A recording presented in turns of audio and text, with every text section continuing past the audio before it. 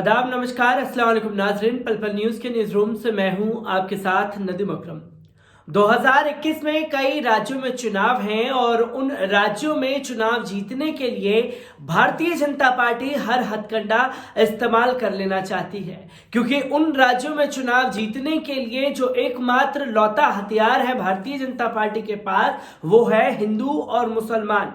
या शमशान कब्रिस्तान होगा या मंदिर मस्जिद होगा, उन्हें जीतने के लिए कोई ना कोई एक मुद्दा ऐसा चाहिए जिसे वो भुना सके और जनता का ध्यान जो किसानों के ऊपर लगा हुआ है वो हट करके उस मुद्दे के ऊपर आ जाए। और बीजेपी शासित राज्य हर वो हथकंडा इस्तेमाल कर रहे हैं। ऐसा ही हथकंडा इस्तेमाल किया गया है बिहार के फुलवार शरीफ में, जहां एक मुस्लिम युवक की पीट करके हत्या कर दी गई है। आखिरकार वही दूसरा हर तीसरे दिन वही खबरें सामने आती हैं और जितनी ये खबरें सामने आती हैं उतना दिल जो है वो दहल भी उठता है कि आखिरकार कैसे लोगों के दिलों में इस कदर नफरत भर दी गई है एक मुस्लिम नाम सुनते ही। जी हां, बिहार के फुलवार शरीफ में भैंस चोरी का आरोप लगा करके एक मुस्लिम युवक की हत्या कर दी गई है। आखिरकार पूरा मामला क्या है, एक बार उस पर नजर डाल लीजिए।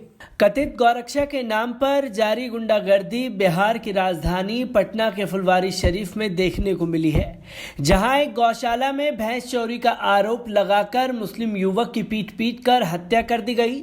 मृतक की पहचान वैशाली जिले के रहने वाले 32 साल के मोहम्मद आलमगीर के तौर पर हुई है। बताया जा रहा है कि पीड़ित मोहम्मद आलमगीर को तड़के सुबह 3 बजे एक गौशाला से एक भैंस को खोलते हुए देखा गया था, जिसके बाद उसकी पीट कर हत्या कर दी थी। आलमगीर के साथ मौके पर एक अन्य शख्स भी था जो मौके से भागने में कामयाब हो गया। आलमगीर को पकड़ने के बाद उसकी घंटों तक पिटाई हुई थी, जिसके बाद बुधवार सुबह में उसकी मौत हो गई। वहीं मृतक की मां नूरजहां खातून का कहना है कि रात 1 बजे आलमगीर अपनी बहन के घर से निकला था। मृतक के परिजनों ने खटाल वाले के खिलाफ मामला दर्ज कराया है। पुलिस ने मामले की जांच करते हुए 7 लोगों को गिरफ्तार भी कर लिया है। फुलवारी थानेदार रहमान ने बताया कि मृतक आलमगीर की मां नूरजहां ने श्रीकांत रॉय, रोशन कुमार, अशरफी रॉय, संचित रॉय, साधु रॉय, कन्हैया और बादल के खिलाफ हत्या का नामजद व कई अन्य अज्ञात के खिलाफ मामला दर्ज कराया है। पुलिस ने सभी 7 नामजदों को गिरफ्तार कर जेल भेजने की कार्रवाई करने में जुट गई है। सभी गिरफ्तार एक ही परिवार के सदस्य बताए जाते हैं। बता दें कि भीड़ का आरोप था कि आलमगीर व उसका एक अन्य साथी श्रीकांत यादव का भैंस खोलकर भागने का प्रयास कर रहे थे।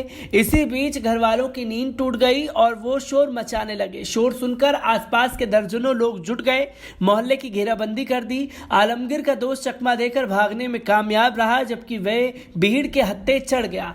इससे पहले बक्सर जिले के राजपुर थाना क्षेत्र के पलिया गांव में रविवार की रात गुल मोहम्मद के पुत्र सोनू अंसारी, जो कि 25 वर्ष के थे, उसकी पीट कर उसे अधमरा कर दिया गया। गंभीर रूप से घायल अवस्था में सूचना मिलने पर पुलिस ने इलाज के लिए उसे राजपुर पीएचसी पहुंचाया, जहां इलाज के दौरान उसने भी दम तोड़ दिया।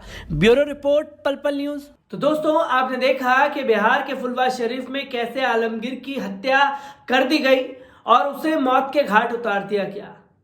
नामजद लोगों के ऊपर नूरजहां, उनकी मां ने नामजदों के खिलाफ एफआईआर दर्ज कराई और उनको गिरफ्तार कर जेल भी भेज दिया गया है, क्योंकि सरकार जो है वो तमाम नियम कानून बनाने के दावे करती है। वो 3 तलाक पर कानून बनाएगी, वो स्टूडेंट्स के खिलाफ एक कानून बनाएगी, वो सीए एनआरसी के ऊपर कानून बनाएगी, वो मुस्लिम पर्सनल लॉ बोर्ड को किस तरीके से बदनाम किया जाए उसके ऊपर कानून बनाएगी। और जब कुछ नहीं बचा तो वो संविधान के खिलाफ एक ऐसा कानून बनाएगी जो संविधान के मानने वाले लोग हैं वो सड़कों पर उतर करके प्रदर्शन करें, या वो फिर ऐसा कानून बनाएगी जो किसानों के खिलाफ हो और किसान सड़कों पर उतरे। वो सारे कानून बनाएगी, पर देश में बीते कुछ सालों से जो ये मॉब लिंचिंग की घटनाएं घट रही हैं उसके खिलाफ सख्त कानून बनाने को तैयार नहीं है। और सख्त कानून इसलिए भी नहीं बनाना चाहती क्योंकि जितनी मुस्लिमों की हत्याएं इस मॉब लिंचिंग के नाम पर की जाएंगी, जितनी दलितों की हत्या की जाएगी, आदिवासियों की हत्या की जाएगी, उतना इस सरकार को लाभ होगा, ताकि वो एक मेजॉरिटी कायम कर सके और ये बता सके कि देखिए हम सत्ता में हैं और आपको एकजुट हो जाना चाहिए। एक घटना के लिए ये देखिए मोदी सरकार को जिम्मेदार ठहराया जा रहा है, पर सुशासन बाबू बिहार में फिर से कायम हो चुके हैं। पर सुशासन बाबू अभी चुनावी प्रतिक्रिया खत्म होने के बाद आराम फरमा रहे हैं, जिसके चलते कोई कानून ऐसा बिहार में नहीं बनाया जा रहा जिसके चलते एक कड़ी कार्रवाई की जा सके और फिर से ऐसी घटनाएं ना दोहराई जाएं, इसके लिए कोई कड़क कदम उठाया जा सके। क्योंकि लगातार उत्तर प्रदेश, बिहार से ऐसी ही खबरें सामने आ रही हैं कि गौरक्षक इस कदर गुंडागर्दी पर उतर आए हैं कि वो किसी की भी हत्या करने से बाज नहीं आते। चाहे 25 साल का हो, चाहे 18 साल का हो, चाहे 62 साल का बुजुर्ग हो, चाहे 80 साल का बुजुर्ग हो, हर किसी को मौत के घाट उतार दिया जाता है सिर्फ ये देख करके कि इसका नाम मुस्लिम है या इसके सर पर दाढ़ी टोपी है तो पक्का इसने भैंस चुराई है। चाहे सबूत मौके पर मिले या ना मिले, इस कदर वहशी हो जाते हैं ये दरिंदे कि मौत के घाट उतार दिए जाते हैं। यही हुआ है बिहार के फुलवार शरीफ में एक बार फिर से, जिसको लेकर के गोदी मीडिया तो खामोश है और ना ही वो इसके बारे में बताना चाहती है, क्योंकि मारने वाले दूसरे धर्म के हैं और मरने वाला कोई दूसरे धर्म का। यही अगर मरने वाला उस मारने वालों के धर्म का होता तो अभी तक मीडिया पूरी तरीके से बवाल मचा चुका होता। मैं ऐसी ही खबरों से आपको रूबरू कराता रहूंगा। दीजिए मुझे इजाजत, शुक्रिया।